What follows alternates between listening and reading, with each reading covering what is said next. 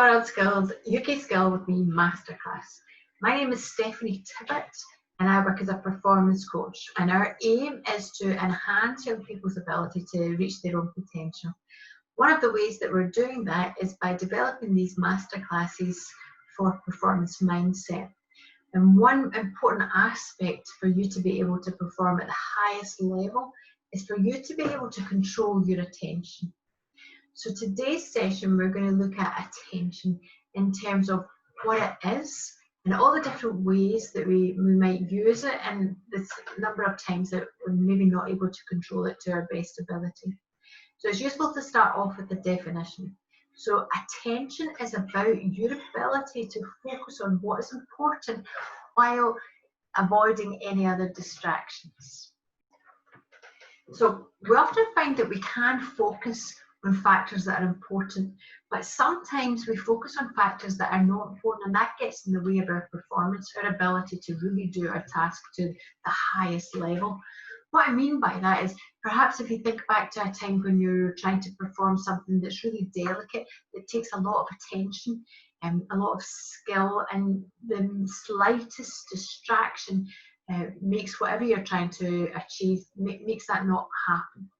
So we tend to find that attention, we don't really think about attention or focus on attention until we have a situation where attention isn't working very well for us. If you think back to time perhaps when you need to submit an exam, a paper for an exam, you might find that you're under quite a lot of time pressure to submit this paper. You'll find that with 10 minutes to go before the submission deadline, your paper's written, ready to go, and then you submit a previous edition of it. Rather than the edited version that you're ready to hand in, you submit something that you actually didn't mean to submit, or you can't find where you saved your file just before you submit it. I mean, these aren't factors that indicate that you're not able to do the submission or the paper, but these are factors that indicate that your attention is not at the appropriate level, or that's not where you need it to be for you to be able to perform. And we see it in sport numerous times where you have athletes who, they come to a finish line, or they think it's the finish line, and they start to celebrate, only to find that they actually have to do another lap. Now, the reason for that is not that they weren't aware of the distance, because they know what the distance is. Often these athletes have been training for these events for years. So it's about an attentional lapse or a mismatch of your attention. And you kind of find yourself when you're walking down the street, it's rare that you trip over a curb when nobody's watching. It tends to be the situation when people are watching, or you don't want to embarrass yourself. Those are the times where you trip up and fall over, or you do something silly that's because you haven't paid attention to the right things.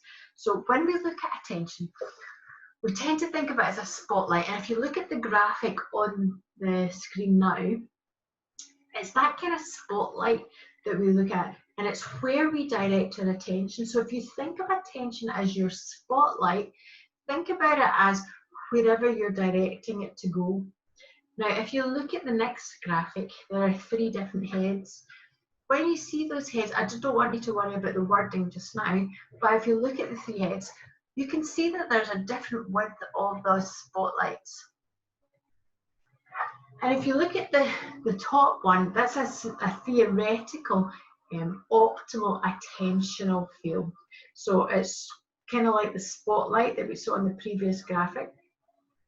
But that is optimal for certain tasks. It won't be optimal for all tasks that you find yourself in. If you look at the bottom one, where it's a really narrow attentional field, what you might find is that that's the perfect attention that you want when you're sitting in an exam. So you go into the exam room, your attention is really narrow, it's on the exam paper. You maybe go quite internal, you think about what's in your head and how you're going to put that, what's in your head, down on the paper. So your attention is narrow, you're not paying attention to the people around you. You're not paying attention to your friends at the other side of the hall, or the person walking up and down the hall, or the kind of ticking of the clock. What you're doing is you're paying attention quite narrowly, and that's what's appropriate in that environment.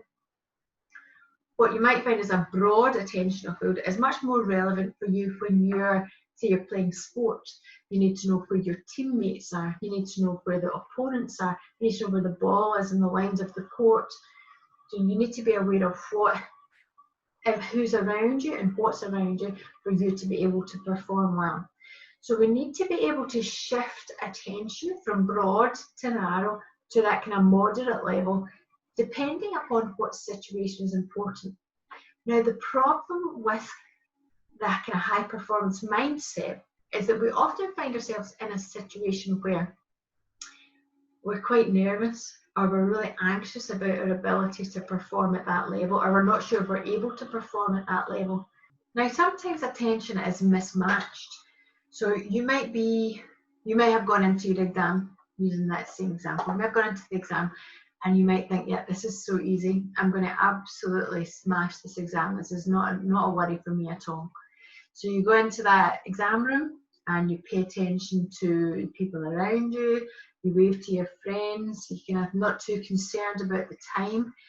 And that can be a problem, because when you have this broad attention and you're paying attention to a whole range of different things, we tend to find that eats up all our attentional ability. And one of the important parts of attention is that attention is limited. We do not have an infinite amount of things that we can pay attention to at any one time. And I've got a little task for you just to show you that. So I'm going to put a picture up, and it's going to have a certain amount of numbers on it. I'm going to flash that for 10 seconds, and then it will disappear, and I want you to write down the numbers. So the first one's coming up now.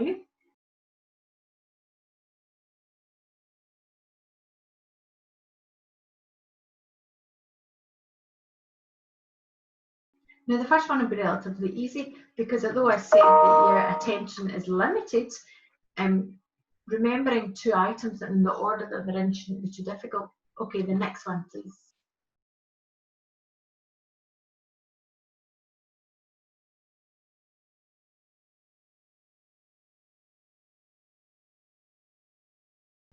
With this one as well, this shouldn't have been too difficult either, because it's only 4 numbers, and although there's not any specific pattern to them, you'll probably be able to look at them and understand them quite well.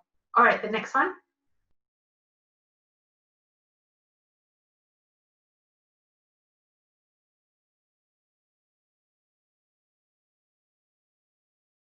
So this might have been a little bit harder, because although I've said that you should be able to remember maybe between 6 and 8 things, there might be other things happening. You might be listening to this while other people are distracting you, or trying to pay attention to something else, or your phone went off, or an email came in. Next one.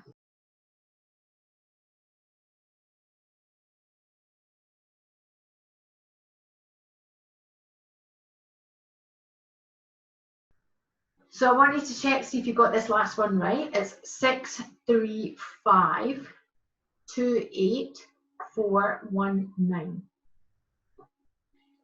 So that's a bit more difficult, because that's holding 8 things, which has no pattern or structure in your mind.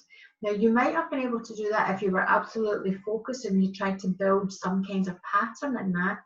But if you were just doing it and someone was trying to talk to you at the same time, it's a bit more difficult for you to be able to remember the order and the structure of these 8 kind of randomized numbers. Now, that's important, because if you go into an environment and you have to have a relatively narrow focus, and the amount of information you're holding in your head in terms of an exam or a job interview, etc., the amount of information that you're holding in your head is limited. So if you're distracted and you have a really broad attentional span here, then you lack the ability to pay attention to what is important. And that's why in situations, where it's quite, you're nervous or you're anxious, that's why you trip over the curb, or you sit in the interviewer's seat in an interview. So with attention, we also find that when you are anxious, we tend to have a thing called attentional narrowing. Now, attentional narrowing happens when you are concerned and you really want to perform well. So you maybe think, I'm not sure if I'm going to be able to do this or not, an exam, a job interview, a specific skill. But we tend to have a thing when we want to perform well is our attention goes very narrow.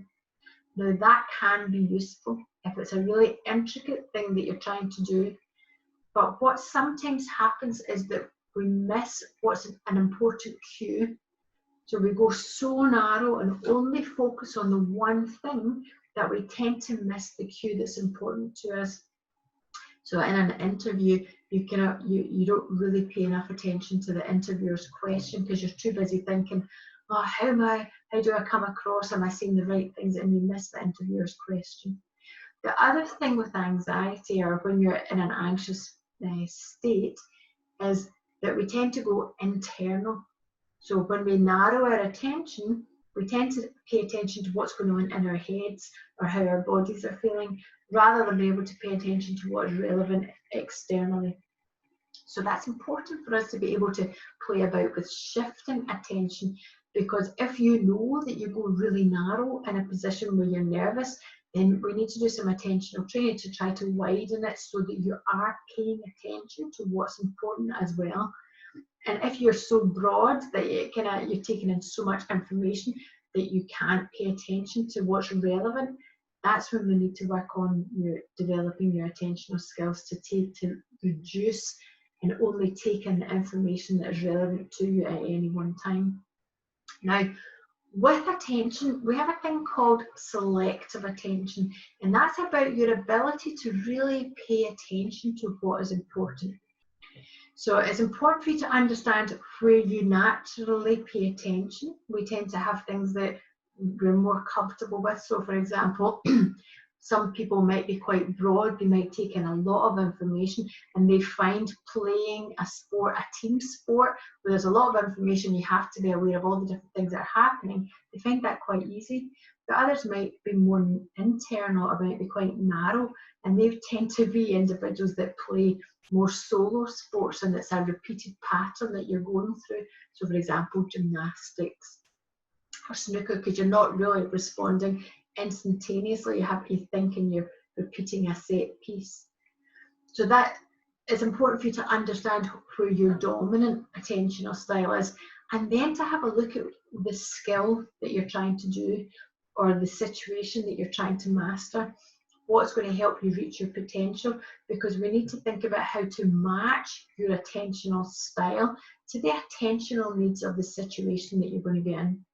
And ideally, you want the attentional style to be so honed that you're able to perform the skill with the attentional span. So by focusing and understanding your attention, that can help move you from competence to excellence when you're training and when you're performing. It's about your ability to feel confident in how you perform, and attention is one of the keys for you to be able to do that.